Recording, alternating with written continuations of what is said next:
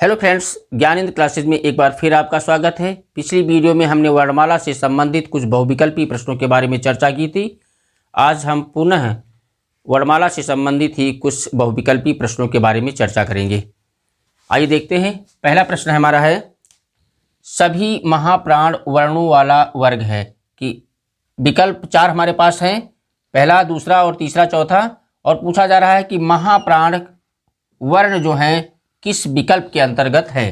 तो हम पहले देख लेते हैं कि महाप्राण वर्ण कौन कौन से होते हैं। प्रत्येक वर्ग का दूसरा और चौथा वर्ण, इसके अलावा जितने भी हमारे ऊष्म व्यंजन हैं, स और हा, ये इतने वर्ण हमारे महाप्राण के अंतर्गत आते हैं, जिनको उच्चारण करने में हमें अधिक प्राणवायु की आवश्यकता होती है। तो देख लेते हैं। पहला विकल्प है खा। खा हमारा दूसरा वर्ण है और छा हमारा दूसरा वर्ण है और ठा भी हमारा दूसरा वर्ण है, इसलिए पहला ही विकल्प सही हो गया। लेकिन फिर भी देख लेते हैं अगले विकल्पों की तरफ कि धा हमारा कौन सा वर्ण है, चौथा वर्ण है, और चा हमारा पहला वर्ण है जाकर के, इसलिए ये विकल्प ही गलत हो गया। यहाँ पर भी या वर्ण मिल गया जाकर के, और या वर्ण अंतस्थ वर्ण का पहला वर्ण है, इसलिए ये भी गलत हो गया। तो विकल्प नंबर हमारा पहला सही हुआ जाकर के कि खा छा ठा हमारा महाप्राण वर्णों वाला वर्ग है। अगला प्रश्न है, वा व्यंजन है। वा कैसा व्यंजन है? विकल्प है ऊष्म, अंतस्थ, महाप्राण और अघोष। वा वर्ण जो है वो अंतस्थ वर्ण के अंतर्गत आता है, इसलिए विकल्प हमारा दूसरा सही है।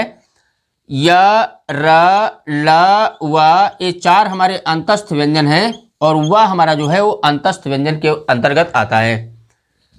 अगला प्रश्न है, दो व्यंजन जब एक साथ मिलते हैं तो उन्हें क्या कहते हैं? तो जब दो व्यंजन एक साथ मिलते हैं तो उन्हें क्या कहते हैं? विकल्प है संयुक्त व्यंजन, अल्पप्राण, अंतस्थ, महाप्राण। तो जब दो व्यंजन एक साथ मिलते हैं तो उसे हम संयुक्त व्यंजन कहते हैं। और संयुक्त व्यंजन के अंतर्गत छ, त्र, ज्ञ और स्रा वर्ण आते हैं, और ये सभी वर्ण जो हैं दो व्यंजनों से मिल करके बने हुए हैं। अगला प्रश्न है, स्पर्श व्यंजन, कंठ ध्वनि, अघोष और महाप्राण ध्वनि है। 4 प्रश्न हैं। कौन विकल्प यहाँ पर है? क, ग, ख और घ। का वर्ग की ही चारों वर्ण लिखे हुए हैं। का वर्ग के अंतर्गत ही चारों वर्ण लिखे हुए हैं, और पूछा जा रहा है कि कौन सा वर्ण स्पर्श है, कंठ भी है, अघोष है और महाप्राण भी है जाकर के। तो महाप्राण के बारे में हमने पहले प्रश्न में देखा था कि दूसरा और चौथा वर्ण महाप्राण है। तो दूसरा वर्ण कौन सा है? खा है। चलिए, ये तो बात सही हो गई कि ये महाप्राण है, और स्पर्श व्यंजन तो है ही, क्योंकि का से लेकर के मां तक जितने भी वर्ण है वो स्पर्श व्यंजन के अंतर्गत आते हैं। अब इसका उच्चारण कंठ से हो रहा है कि नहीं हो रहा है? खा का उच्चारण ध्वनि भी कंठ से ही है, क्योंकि का वर्ग के वर्ण जो हैं का, खा, गा, घा, अंगा, कंठ से उच्चारण होता है इनका।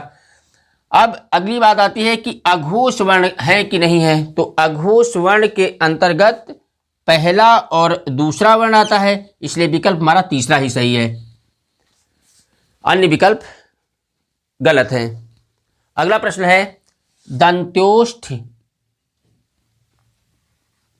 ध्वनि कौन सी है? दंत्योष्ठ ध्वनि कौन सी है, अर्थात किस वर्ण का उच्चारण दंत और ओष्ठ से होता है, उसे दंतोष्ठ ध्वनि के अंतर्गत वो वर्ण आता है। तो पहला विकल्प है वा, दूसरा विकल्प है फा, अगला है विकल्प है या, और अगला विकल्प है रा। तो दंत्योष्ठ ध्वनि के अंतर्गत केवल हमारे 2 वर्ण आते हैं, वा और नुक्ता वाला जो हमारा फा होता है, जिसके नीचे बिंदी रखी होती है, ये 2 वर्ण हमारे दंत्योष्ठ के अंतर्गत आते हैं। तो विकल्प नंबर पहला सही है, वा दंत्योष्ठ ध्वनि के अंतर्गत आता है। अगला प्रश्न है, जिन वर्णों का उच्चारण करते समय केवल श्वास का प्रयोग किया जाए उन्हें हम क्या कहते हैं? विकल्प हैं अघोष, सघोष, अल्पप्राण और महाप्राण। तो जिन वर्णों का उच्चारण केवल श्वास से होता है उन्हें हम अघोष कहते हैं। तो विकल्प हमारा पहला सही है। अगला प्रश्न है, निम्न में कौन सा वर्ण पार्श्विक है? कौन सा वर्ण पार्श्विक है? तो यहां पर हम विकल्प देखते हैं। पहला है अड़ा, अगला विकल्प है ला, अगला विकल्प है रा और अगला विकल्प है चा। तो यहां पर हम देख लेते हैं अड़ा अक्षर जो है वो हमारा नासिक वर्ण है। अड़ा अक्षर हमारा नासिक वर्ण है। रा हमारा लुंठित है और चा हमारा स्पर्श व्यंजन है। तो यहां पर सही उत्तर कौन सा है? विकल्प नंबर 2 सही है जाकर के कि ला हमारा पार्श्विक वर्ण है। अगला प्रश्न है, निम्न में कौन सा स्वर कंठ तालव्य है? किस स्वर का उच्चारण कंठ और तालव्य से होता है? विकल्प है ई, आ, औ और ए। किस स्वर का उच्चारण कंठ तालव्य से होता है? तो दो वर्ण हमारे हैं जिनका उच्चारण कंठ और तालव्य से होता है, ए और ऐ। ये दो स्वर हमारे हैं, ए और ऐ दो स्वर हमारे हैं जिनका उच्चारण हम कंठ और तालव्य से करते हैं। तो विकल्प हमारा चौथा सही है, ए आंसर। देखते हैं अगला प्रश्न है, निम्न में कौन सा वर्ण संयुक्त स्वर नहीं है? तो कौन कौन से संयुक्त स्वर होते हैं? ए, ऐ, ओ और औ संयुक्त स्वर के अंतर्गत आते हैं, क्योंकि इन स्वरों का निर्माण दूसरे स्वरों के मेल से होता है, इसीलिए इनको हम संयुक्त स्वर कहते हैं। और प्रश्न कह रहा है कि संयुक्त स्वर नहीं है, तो देख लेते हैं कौन कौन से स्वर जो अक्षर हैं वो संयुक्त स्वर नहीं है। ए, ओ और ऐ हमारा संयुक्त स्वर है और विकल्प नंबर 3 सही है, बड़ा ऊ हमारा संयुक्त स्वर नहीं है। अगले प्रश्न को देखते हैं, निम्न में कौन सा वर्ण नासिक है? जिन वर्णों का उच्चारण नासिका द्वार से होता है ऐसे वर्णों को हम नासिक वर्ण कहते हैं। तो यहां पर देखते हैं कि जो इया वर्ण है वो हमारा नासिक वर्ण है। अगला प्रश्न है, ओ औ स्वर क्या कहलाते हैं?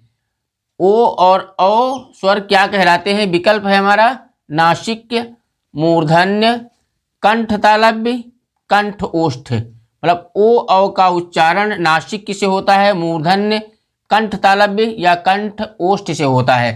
तो ओ और औ का उच्चारण कंठ और ओष्ठ से होता है। विकल्प नंबर हमारा 4 सही है।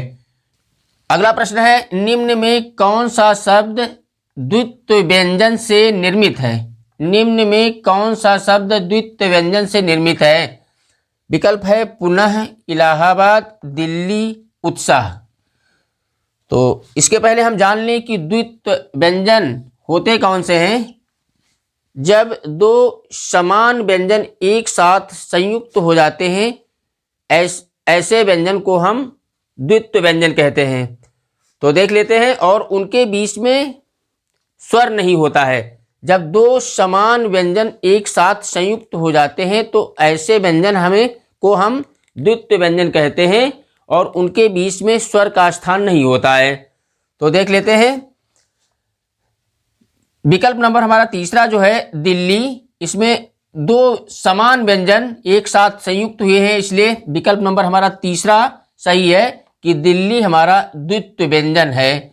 इसके अलावा जब असमान स्वर एक साथ में संयुक्त होते हैं तो उसे हम गुच्छ व्यंजन कहते हैं।